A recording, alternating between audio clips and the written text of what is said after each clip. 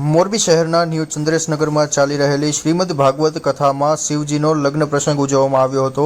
ત્યારે ન્યૂ ચંદ્રેશનગર સોસાયટીના બળિયા હનુમાન મહિલા મંડળ અને સોસાયટી દ્વારા અતકેરું આયોજન કરવામાં આવ્યું હતું। ત્યારે મોરબી શહેરમાં ન્યૂ ચંદ્રેશનગર સોસાયટીમાં બળિયા હનુમાન ગોપી મંડળ દ્વારા શ્રીમદ ભાગવત કથાનું આયોજન કરવામાં આવ્યું છે, જેમાં વ્યાસપીઠે પિયુષભાઈ પંડ્યા બિરાજમાન છે અને તેઓ કથાનું રસપાન કરાવી રહ્યા છે। ત્યારે આ કથામાં શિવ વિવાહનો એક પ્રસંગ ચાલી રહ્યો હતો। ત્યારે સોસાયટીના લોકોએ શિવજીની જાન જોડીને લોકો આવ્યા હતા। ત્યારે જાનમાં ભૂત પલિત પણ હતા અને જાનનું સ્વાગત કરવા આવેલા માંડવિયાઓ જાનૈયાને જોઈને બેભાન થઈ ગયા હતા અને આ જાનને ઉતારો કોણ આપશે તેવી માર્મિક વાતો સાથે શિવ વિવાહનું રસપાન વર્ણન કરી કથાકારે આ પ્રસંગને બિરદાવ્યો હતો। ત્યારે કથામાં શ્રોતાઓ ભરચક હોય તો કથાકારને પણ કથાનું રસપાન કરાવવાનો પોરસ પડે છે અને અહીં મહિલાઓ અને પુરુષોથી આ જે શ્રોતાઓ છે તે ભરચક હોવાથી આ ભાગવત કથાની જમાવટ થઈ છે।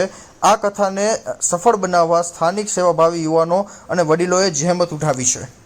આ પાવન દિવસોની અંદર માની સાધના, આરાધના અને ઉપાસના સર્વે લોકો ભાવથી કરી રહ્યા છે અને લોકોની જીવનની અંદર જે અંધકાર પડેલો છે અંધકાર દૂર થાય અને પ્રકાશ આવે અને લોકોની જીવનની અંદર જે અજ્ઞાન પડેલું છે અજ્ઞાન દૂર થઈ લોકોનું જીવન સુમધુર બને એ માટે માની આરાધના ઉપાસના કરવા માટે એક દિવ્ય અને ભવ્ય આયોજન ન્યૂ ચંદ્રેશનગરના પાવન પટાંગણની અંદર દેવી ભાગવત સ્વરૂપે થઈ રહ્યું છે।